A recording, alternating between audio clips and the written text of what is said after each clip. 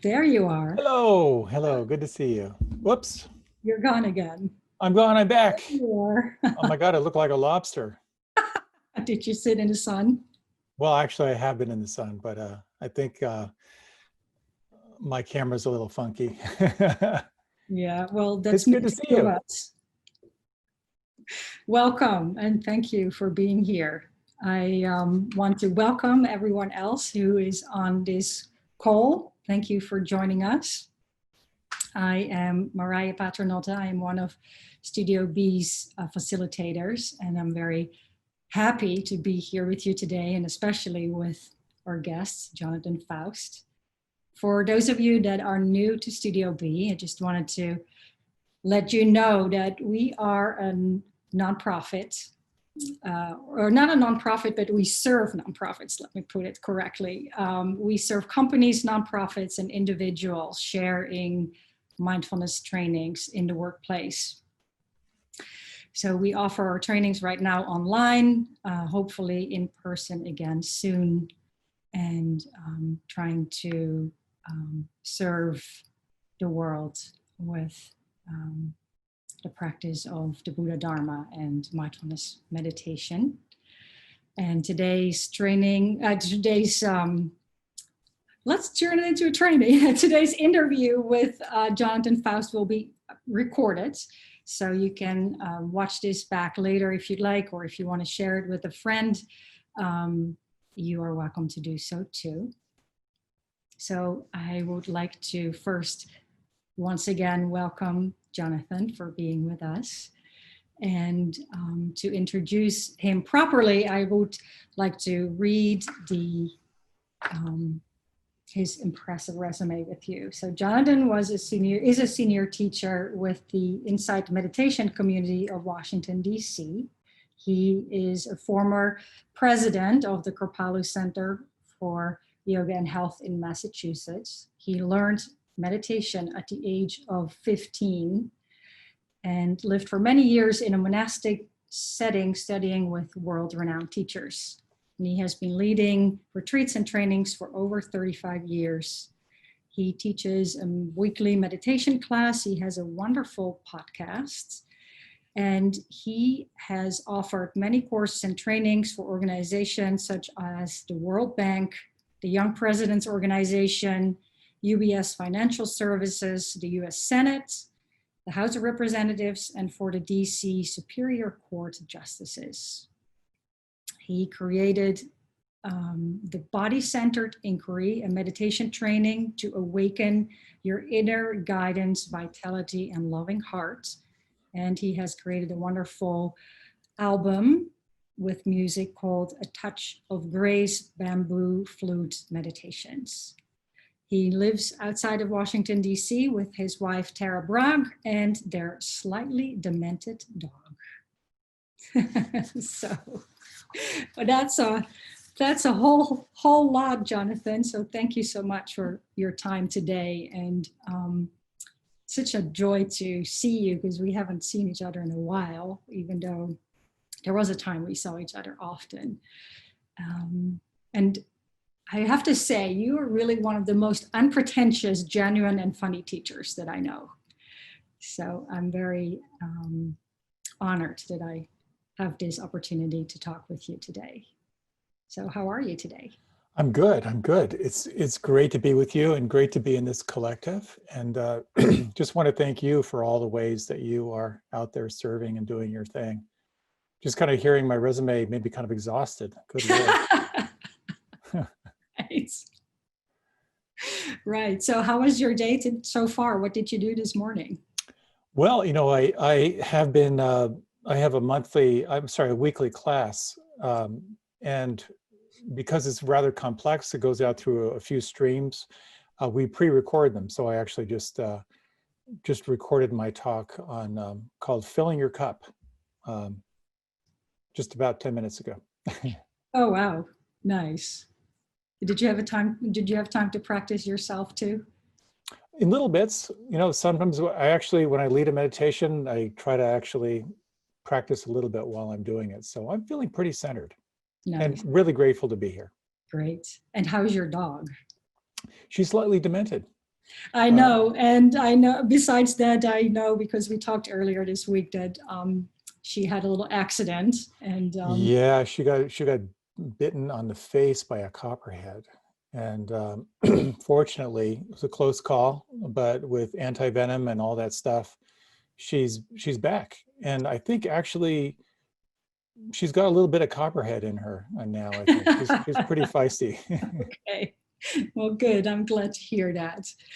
So, this morning, once again, I try to stay away from the news, but it's so hard, and also to not be completely disconnected from what's going on in the world. I do check in, and this morning again, I was just appalled with the state of our world right now, and trying to not get too influenced by that, by losing hope and confidence that things always change.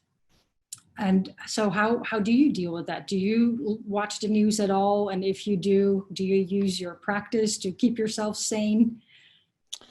I try, it's very, very difficult to take in, all that's happening, the polarization, the undigested anger, basically each party is saying, if you vote for the other people, you're going to suffer, so, everyone's speaking directly to our amygdala now, it's all so fear-based. Yeah. And, it's tragic and it's not new. This is you know, this is just part of what it means to be part of this species right now. But the question comes, how do we stay resilient? How do you, not to call too much on the talk I just gave, but how do you fill your cup so it's overflowing and you can respond to life rather than react to life? That's what the practice is all about, in my humble opinion. Yeah. And so how do you do that? You I take time away. I think we all have an introversion extroversion split. Like being in the world is stimulating, but too much, it's exhausting. Withdrawing from the world is healing, but too much, you start to feel disconnected. So that's kind of a moving target, trying to find the balance between feeling engaged, but not overwhelmed, and withdrawing, but not getting lost and feeling disconnected. So right. for me, it's my meditation practice. A big part is being in nature. That kind of does it for me. Right. So do you find during these times that it's almost more effective to be outside in nature than to actually sit on your meditation cushion with your eyes closed? I my particular thing these days is that meditation, or self-awareness without judgment, it's two things. It's self-awareness and then self-diagnosis. So it's like, okay, what's happening? How am I feeling? And then the next piece is like, how does this want me to be with it? And so when I'm really agitated, I got to move, to sit down and expect myself to kind of enter into the subtlety of the in breath and the out breath, forget it. Yeah. So I got to get out there and, get that deep seated tension out of my body before I have any hope of beginning to settle into any refined sense of here and now. Mhm. Yeah, that makes so much sense, and I'm glad to hear you say that, because I'm sure I'm not alone, and clearly you are with me there, and I'm sure many other people that sometimes, especially when there's so much going on, sitting still may feel very jarring. And I remember also something that you said, during the meditation teacher training at Kripalu, that I think attended 6 or 7 times, once as a student and then all the other times to assist you, is that I remember that you said that if you think that meditation is bliss, you haven't really meditated. And I remember the first time I heard you say that, I was like, oh, finally. So finally something I can relate to, because I never felt super blissful sitting still and trying to be present. So could you speak to that a little more?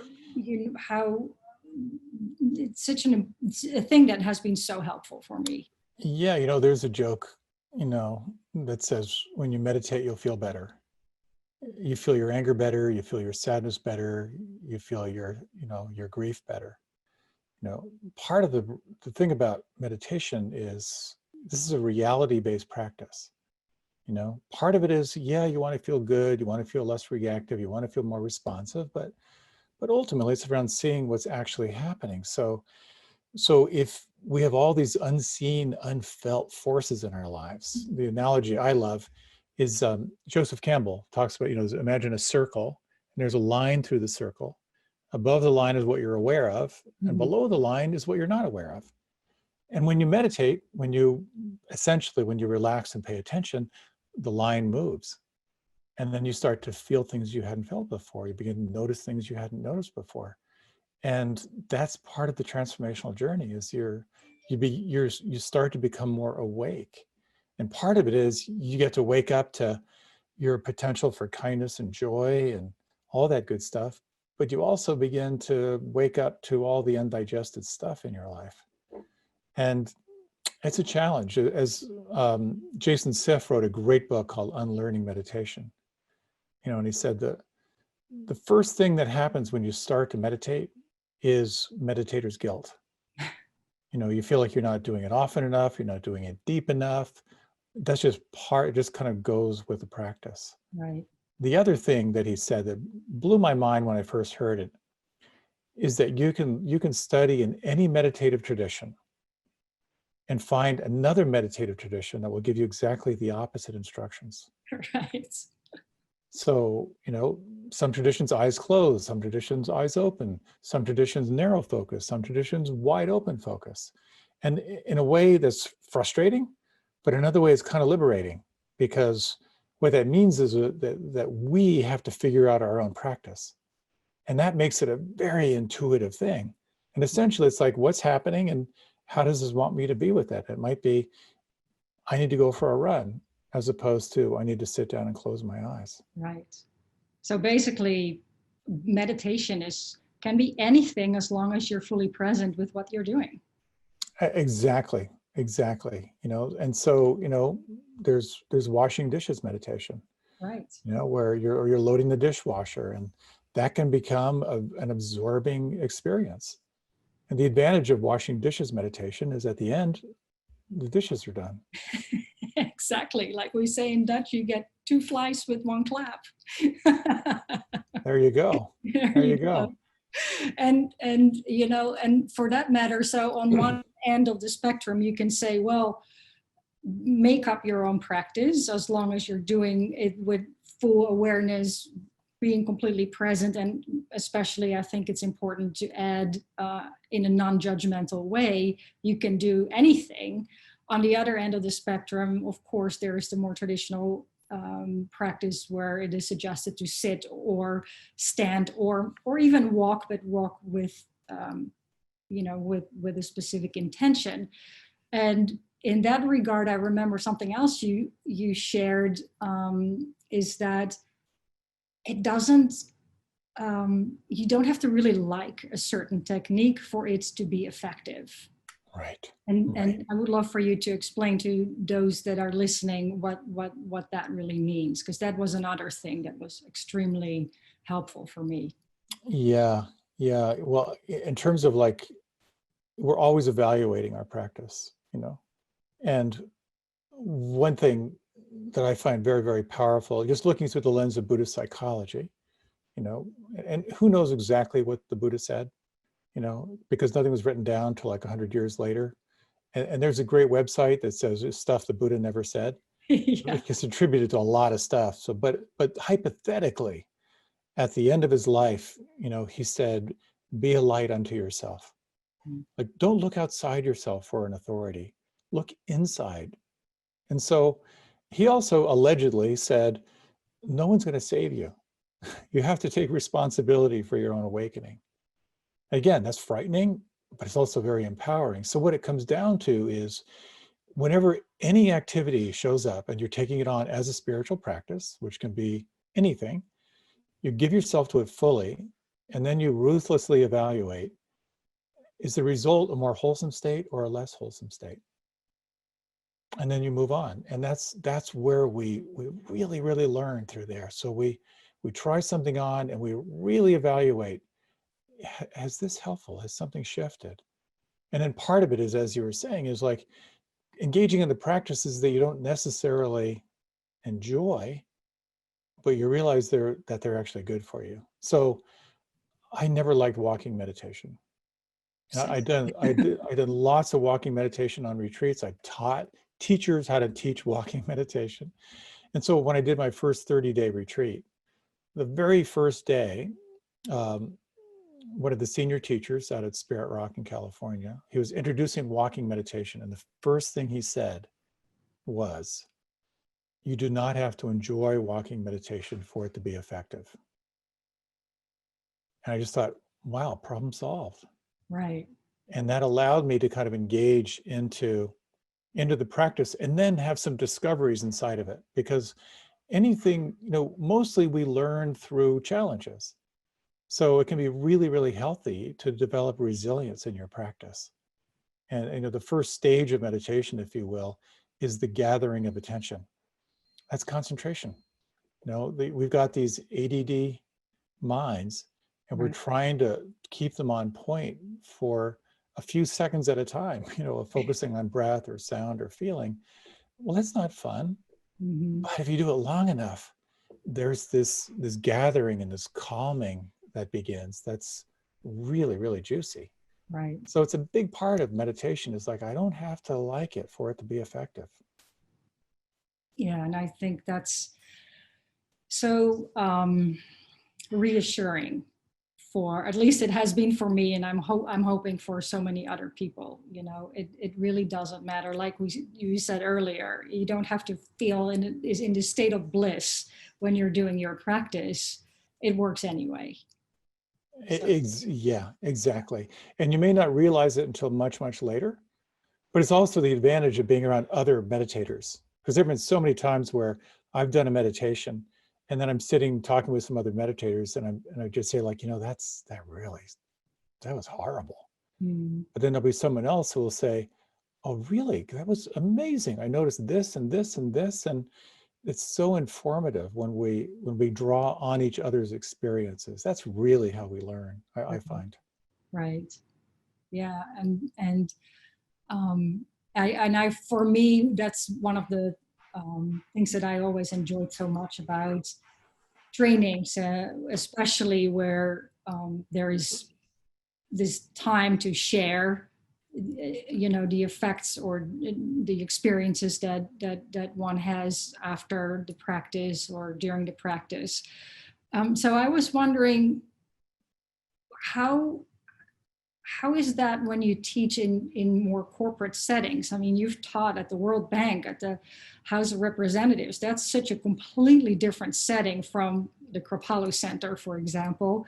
So is your approach to teaching in those settings very different? I mean, you just spoke about the Buddha. Do you talk about the Buddha in those settings? And if not, how is your teaching different there, and how is any sharing within a community like that working? Yeah, what I find is what we're really offering in this practice is transformation, more greater aliveness. That's what it's all about. You're getting in touch with what's between you and feeling free. And then you're turning to kind of explore that and call on loving presence. And then you begin to feel, what's holding you back begins to melt or shift. You feel more alive. It's the best game in town. But in order to do that, you have to feel safe. And so what I find is when I'm with a bunch of other meditators, then I can be a little freer with my language. But a lot of times, in fact, I remember doing a presentation for um, a bunch of CEOs, and it was like an organization of CEOs. And the person who kind of set me up for it was saying, like, this is a really tough crowd. I said, that's okay. No pressure there. I'll be all right. Yeah. And so then we were talking, and she said, well, I want to see what you're going to do because this is a really tough crowd. And so the day of the thing, I showed up, she introduced me. And as I'm walking up to the podium and she's walking by me, she says to me, this is a really tough crowd. But what I knew was for a bunch of CEOs, in order for them to feel safe, they had to trust that I knew what I was talking about. Right. So I talked about the physiology of stress. I talked about what happens, what happens in your nervous system, when you're under stress. And I talked about the long-term effect of unaddressed stress. And then we can move into the practice, in little bits and pieces. And it was a great presentation. But I think a lot of it is, there's so much stress and anxiety right now. And the good news, if you will, is people are really interested in solutions. Mm. So I'm finding is, when we started doing yoga way back when, no one knew what the word was. When they say you're doing yoga, they thought you were talking about yogurt. And now yoga has gotten so much acceptance, and now the next wave is this mindfulness wave, because with over 10,000 studies in the brain, it's so clear, it's so irrefutably clear with some contraindications, but that most people will benefit tremendously. As I like to say, if this was a drug, it would be considered the miracle drug of this era. So there's a lot of interest, and because of all these studies now, it's very easy for me I did a presentation for the National Security Council, and this is before, let's see, two leaders ago. It was with McMaster, military, and he said he wanted a one-pager before he would sign off on it. So I thought, well, let me find out what the military has done in terms of research for this one-pager. I could not believe how thoroughly the military has studied mindfulness in terms of effectiveness and leadership and team building. And because of that research, meditation is now, Marine units meditate together. Amazing. Not only for the physiological benefit, for the group bonding. So it's a very exciting time to see the acceptance. And a lot of it is, meditation has had this esoteric, background, and it, when it went into Tibet, it fused with the animistic culture. It went into the jungles, it kept the orthodox. It went to Japan, took on the Zen flavor. It went to Korea, it took on that quality. When it came to the West, we sliced it and diced it and did double-blind studies, did functional MRIs, find out what was duplicatable, what was not. And, we scienced the heck out of it. And as a result, insurance companies are underwriting it now. School systems are accepting it. So it's kind of cool. It's super cool. And it's so great that, people like you, and also that's what we're doing, of course, with Studio B, to get into those settings where people otherwise may not be necessarily exposed to these practices, because as you said, it's just everybody should get this miracle drug. Yeah, and going back to your earlier point, it's not easy. No, it's not easy at all. Yeah. No. And I think that I personally have two forms of meditation. There's what I call my maintenance meditation. And that's what I do on a daily basis. And if I do that every day, chances are good my nostrils will be slightly above the waterline by the end of the day. And then I have what I call my transformation meditation, which is when I do it more intensively on retreat or something like that. But it's a phenomenal tool. Yeah. So great. And, speaking of, you mentioned earlier the tough crowds that you had to give this talk to.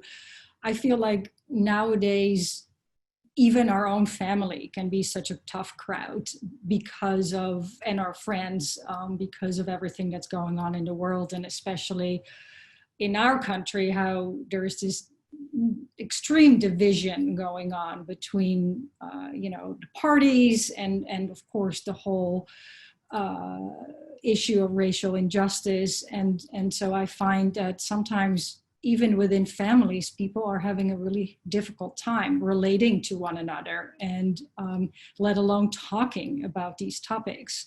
And when I recently was on a long drive, I listened to one of your podcasts, in which you addressed this method of how to speak or how to have a difficult conversation with a difficult person.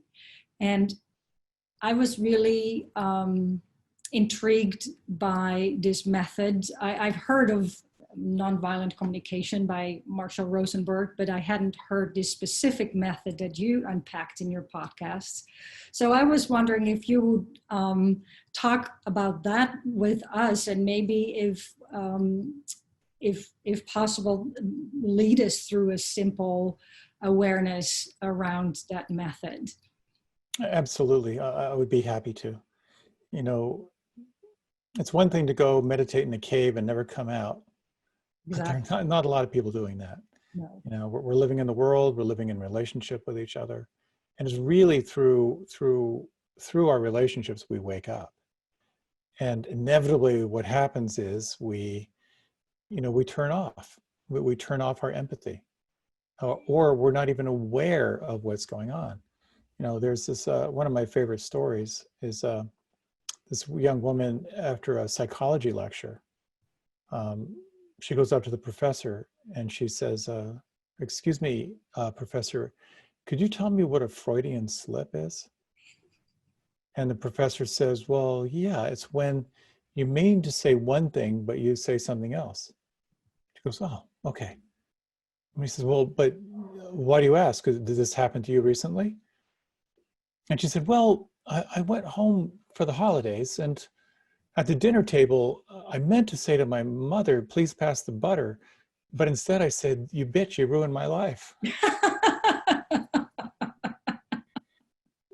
So we have these unfelt, unseen forces, and it all shows up in relationships, and it all shows up in family, you know, because in a family system, everyone's got you locked in. And if you change, chances are they'd rather excommunicate you than accept that change, because that means they would have to change. Mm-hmm. So the challenge, of course, is how do you bridge that gap when you can actually communicate to someone? And inevitably what happens is we get lost in blame. You know, hurt, you blame. There's stimulus, response. So nonviolent communication is this, like anything, you know, the instructions for meditation, they're so simple. You know, relax and pay attention. Well, that can take you a long, long way, and it ain't easy. So the same thing with nonviolent communication. And here's how I like to think of it. I like to think of it in terms of 4 inquiries, 4 questions. And when you've got a difficult conversation, I really advise you to take some time to write it down, because they're simple questions, but they will take you really, really deep. So maybe I can do a little overview, and if there's time, I could lead a short reflection, because it's pretty handy stuff. Yeah. So the first question is, what do you both agree you're talking about? And again, what happens is normally we don't take in the other person's point of view. So it's not, when you walked out of the kitchen this morning while I was talking, like this self-indulgent narcissistic jerk you are, you know, chances are the other person isn't going to agree that that's what happened. You know, and wars start because you haven't agreed what you're talking about. So when you go into that question, it forces you to role reverse. Here's how I would describe it. Would the other person describe it in the same way? And it kind of forces you to get to like the truth of observable behavior. Mm-hmm. What actually happened in reality without any tinge of your story or embellishment?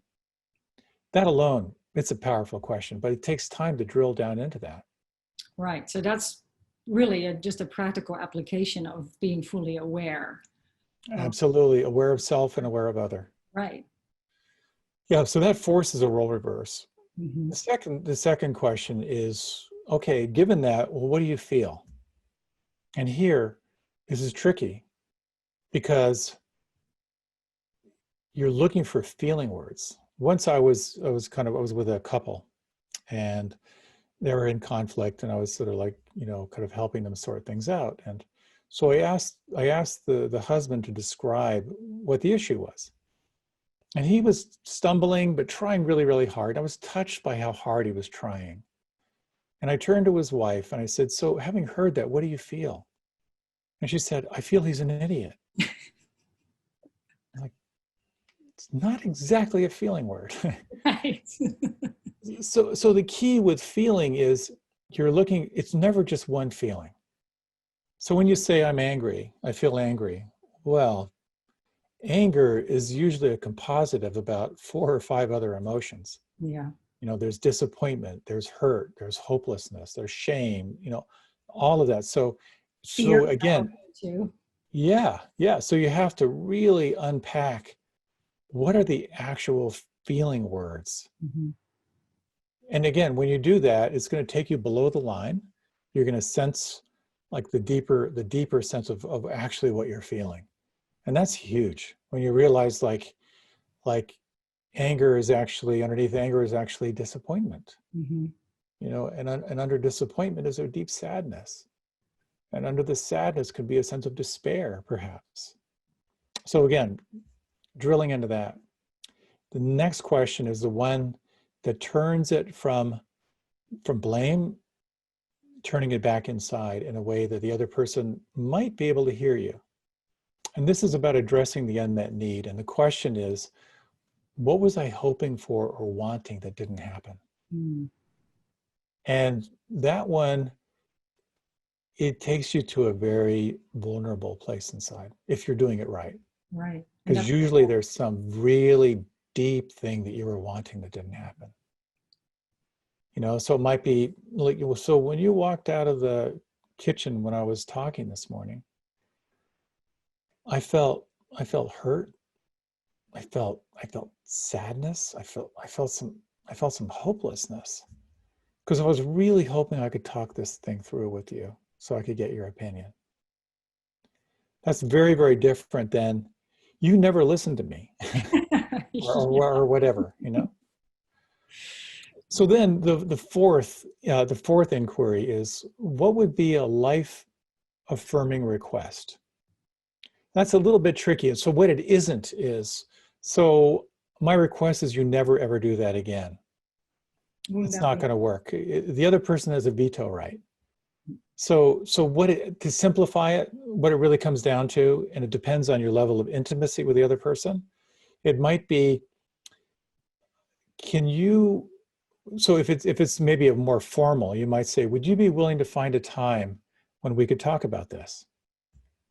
Again, they have the refusal right, but it's a request that will move it forward. Or it might be, if you're a little more informal, it might be, would you be willing to tell me what it was like from your perspective? Mm. And if it's someone who's really close in, you might ask, would you be willing to reflect back what I just said so I know you heard me? So it's that kind of a request that it could have a no, but it's designed to move things forward into a little more connection. Mhm. And again, what I find is like these 4 questions they're so simple, but it's the difference between feeling locked into blame and taking full responsibility and full self-awareness for your experience. Right. Yeah. And it will definitely take some practice to really get to a really authentic answer. Because sometimes we think we know what the answers are, especially when we stay above that line you talked about. And sometimes we're not even willing to look underneath that line. Exactly. Or we're not willing to recognize that we were needing something, Mm-hmm. but that didn't happen. And that's just huge. It's just huge because it's impossible to blame another person when you're deeply in contact with what you're hoping for that didn't happen. Right. And Yeah, I also find that not only recognizing for myself what it is that I actually need, but also understanding from the other person what they actually need all of a sudden puts their behavior that you may have judged as unreasonable or unfair or anything else, all of a sudden you put it in that perspective like, oh, but they just needed that. exactly. Yeah, maybe you've heard that line of like, don't judge someone until you've walked a mile in their moccasins. Right. A comedian went on to say, well, actually, that's a good thing to do because you'll be a mile away and you'll have their moccasins. but yeah, the bottom line is like when you do that for yourself, then you do it for the other person. Mhm. And you imagine, what is it that, how would they describe it? And what do you imagine what they were feeling? And what do you imagine they were hoping for that didn't happen? And something happens when you do that. There's a shift that can occur without even having to do anything other than simply taking in their point of view. It's just more information that can be really, really helpful. Right. Would you like to do a little experiment with it, a little I think that would be experience? great. Yes. I'm sure that everyone would agree with that. Cool. So you can do this writing, but you can also just do it internally. It's actually kind of helpful to do it writing. So what I'm going to do is I'm going to kind of take you through these questions, and we're going to go kind of rapid style, where you just when you do your writing, if you're doing, you don't have to, but if you are going to do some writing, try and write fast, write in a flow, and just think of quantity and not quality. Just kind of blast out what's there, and then you can evaluate later if it's any value for you. So if you like, you can close your eyes. And if you would, take 3 slow and full deep breaths.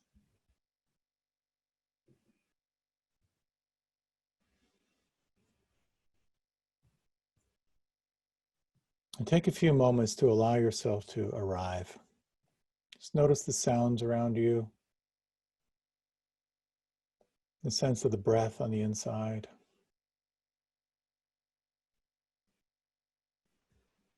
And you might just bring into mind maybe a conversation that you had with someone. It could be recent, it could be way back, where you were hurt or disappointed in some way. Take a little time to kind of go through the files.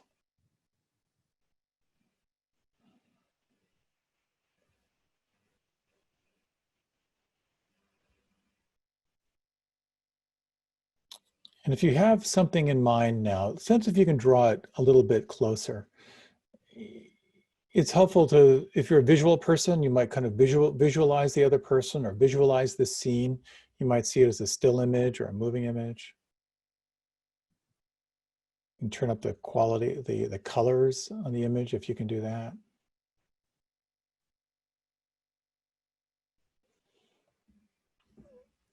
Some of us are more auditory, and it might be helpful to think, what were the exact words that were spoken by the other person that were hurtful or harmful to you?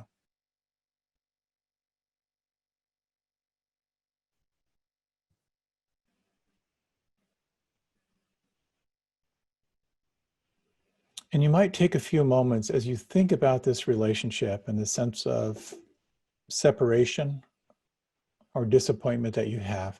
Take a moment to sense what it feels like on the inside. How does your nervous system hold this? Can you locate a feeling or a sensation inside?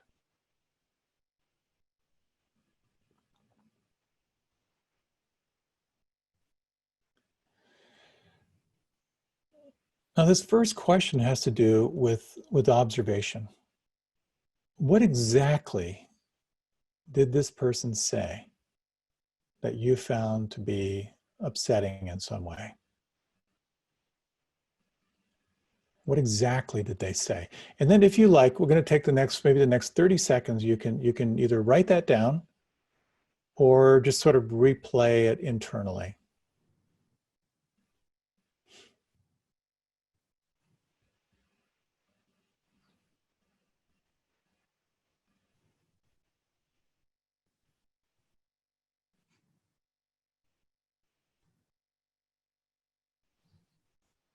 And if you're done, you might take a look at the words that you have there or the words that you're recalling. And again, this is what happened. And if, again, you can close your eyes. And again, as you think about this, let yourself kind of move from the story around it to the experience on the inside. As they say, your issues are in your tissues. What does it feel like inside when you think about this? What sensations feel the most predominant inside right now? And then when you're ready, take some time to write down all of the feeling words, the words of emotion that are associated with this, all that you can identify.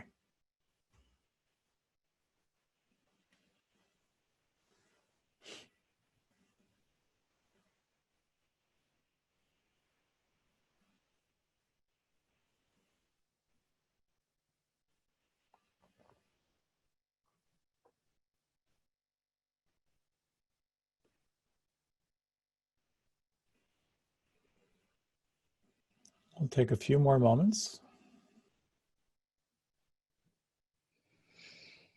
And then when you're ready, you can close your eyes again. The next inquiry is moving from blame to look really clearly and honestly inside. Exploring now the unmet need. What were you hoping for or wanting that didn't happen? And as you're ready, jot down any impressions that come your way.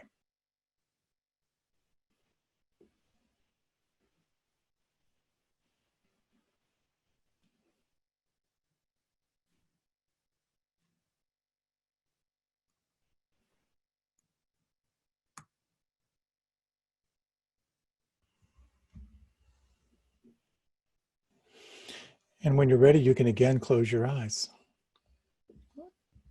So you've taken some time to describe what you observed. You've reflected on what you feel in relationship to this. And you've reflected now on the unmet need, as best you can, articulating what you're wanting or what you're hoping for. The next step is to reflect on a life-affirming request. And you might just sense what would feel most appropriate here. What do you just sort of intuit? Might it be, would you be willing to find a time to talk about this? Would you be willing to tell me what it was like for you? Would you be willing to reflect back what I said so I know you heard me? And just take a moment to jot down what kind of life-affirming request might resonate. Again, this is just a draft.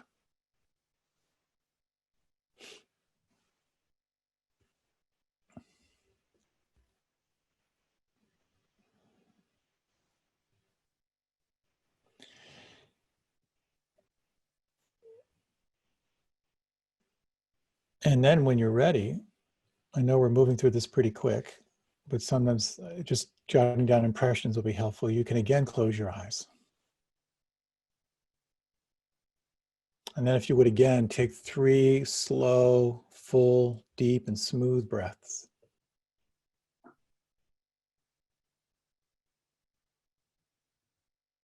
Softening on the out breath.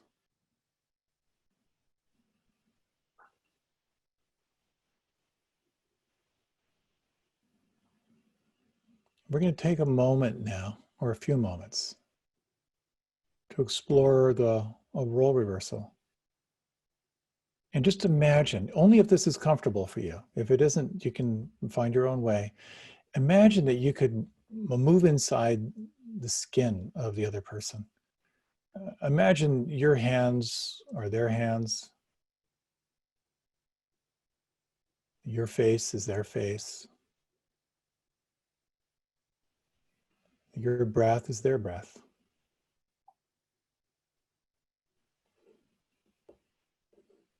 Reflecting on the words that you wrote down.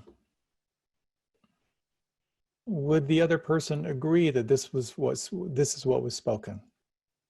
And just take a few moments, and we're not going to be writing anything down here, but just imagine from their point of view, what would they say actually happened?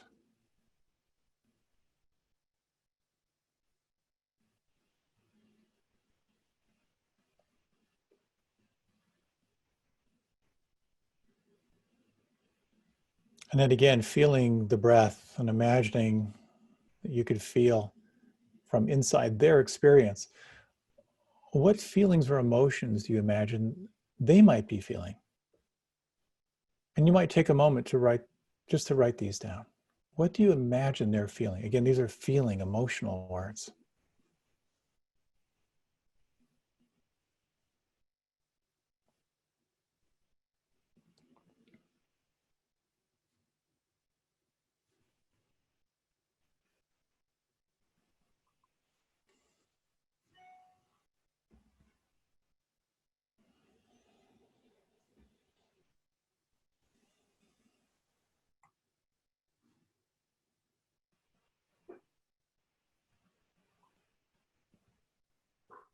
And then again, if you like, you can close your eyes. And again, we're exploring the role reversal, role reversal. If you imagine from their point of view, what do you imagine they were needing or wanting that didn't happen?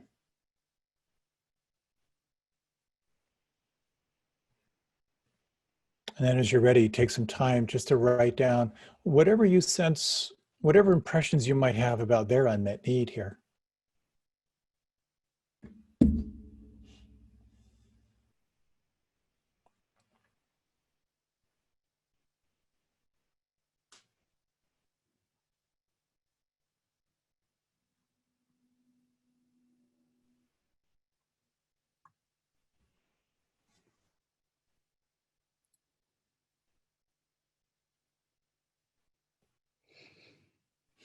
And if you like, you can bring your writing to a close, and again, close your eyes. And again, take 3 breaths.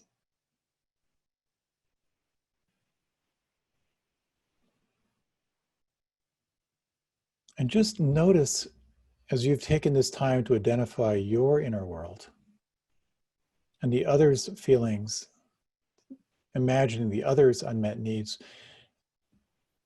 what has shifted inside as you reflect on it now?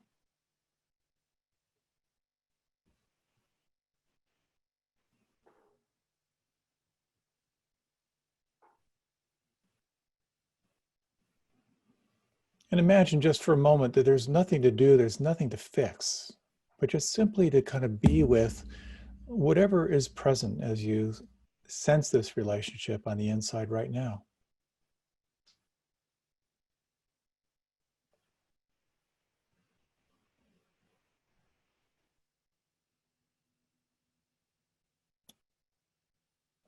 And regarding this particular situation or relationship, letting yourself just respond kind of spontaneously to the following question. Regarding this, what advice do you have to give yourself?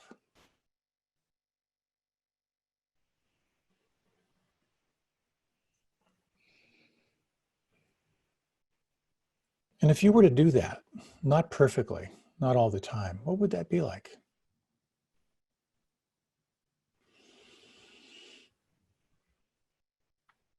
And then as you're ready, you can deepen the breath. Feel free to open your eyes. Thank you. That was so great. I did the exercise also and realized that this other person had the exact same feelings and exact same need as I did. You know, the world is driven by unmet needs. Yeah. And when we can, I have this joke with my wife, you know, whenever we get into an argument, and the basic thing is we say is like whoever does the role reverse first wins, you know, for both of us.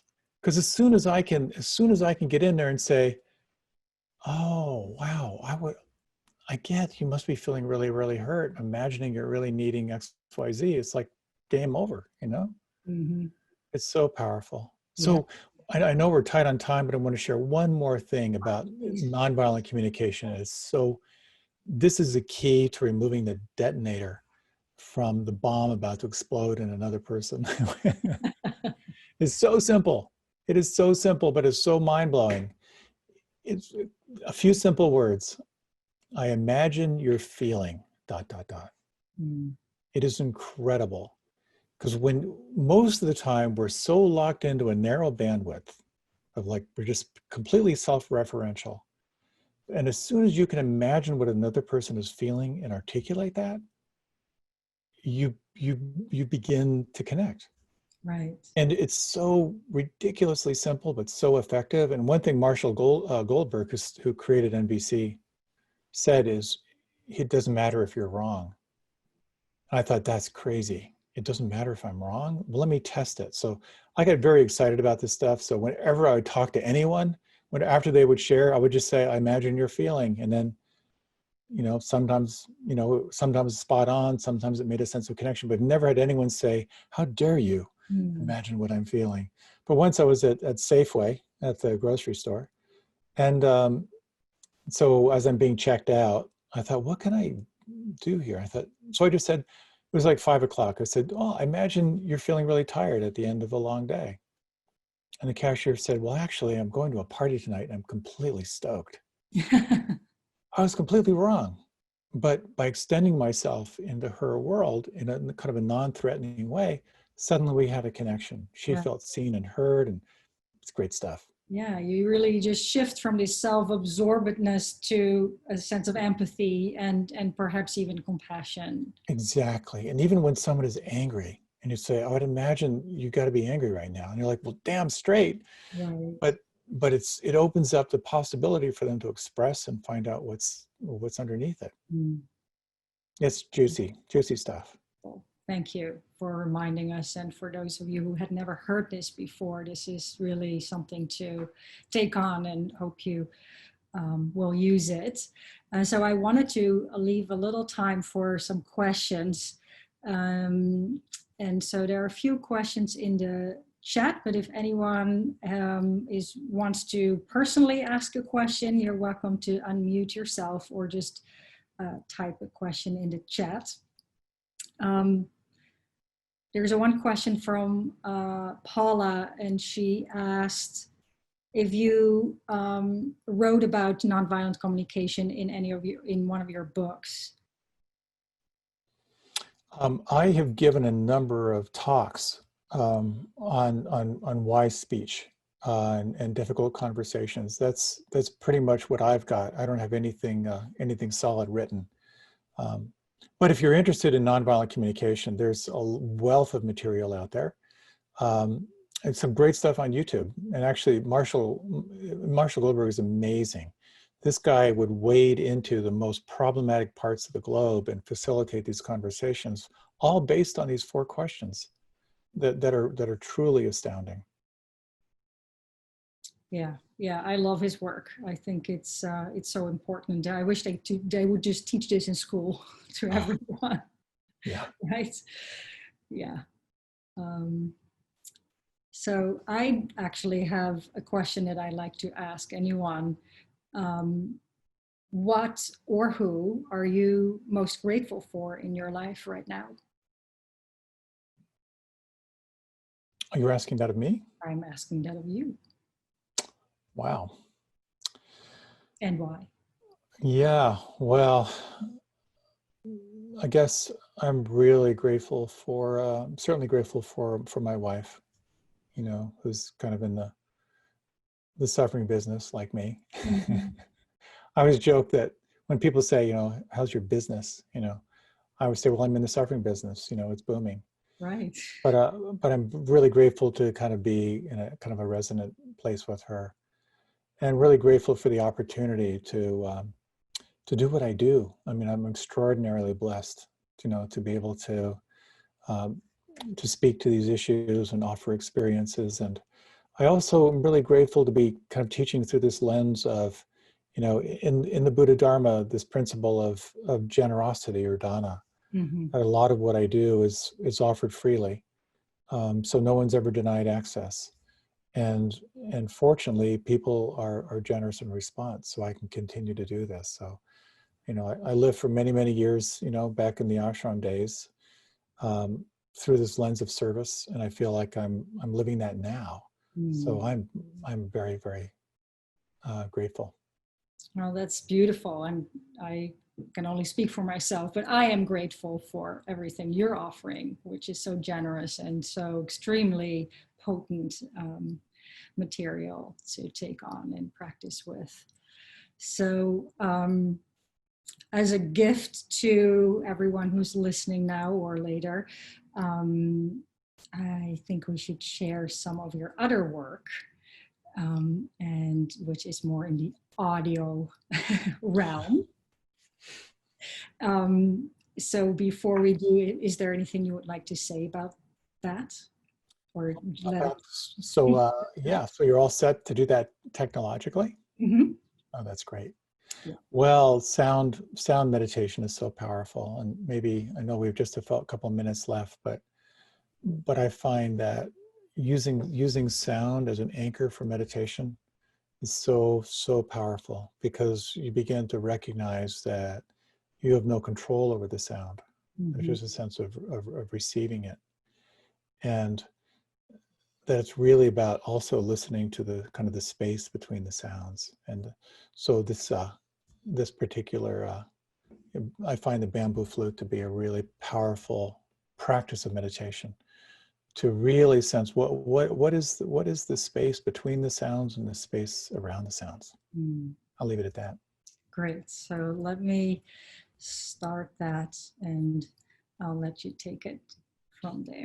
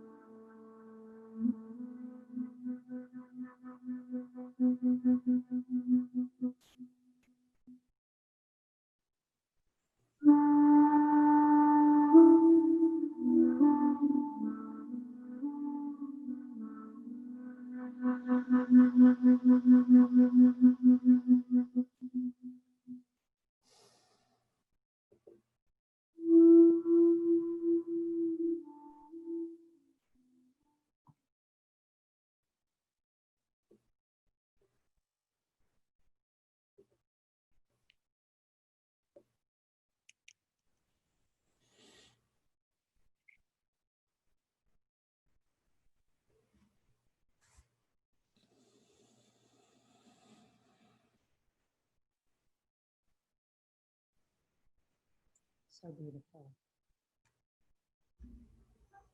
Thank you. It was great to be with you. Always good to be with you, and many blessings. Many blessings to you, and Thank you so much for sharing your wisdom and everything else that you're sharing with the world, and seeing a lot of gratitude in the chat. So I think that this was great. Thank you again. And as soon as we have the recording ready, we will send it out to you, and you'll feel free to share it or not, but it will be available. Cool. Well, many blessings and best wishes. Really good to be with you. You too. Thank you. Yeah. Take care. You too. Bye-bye.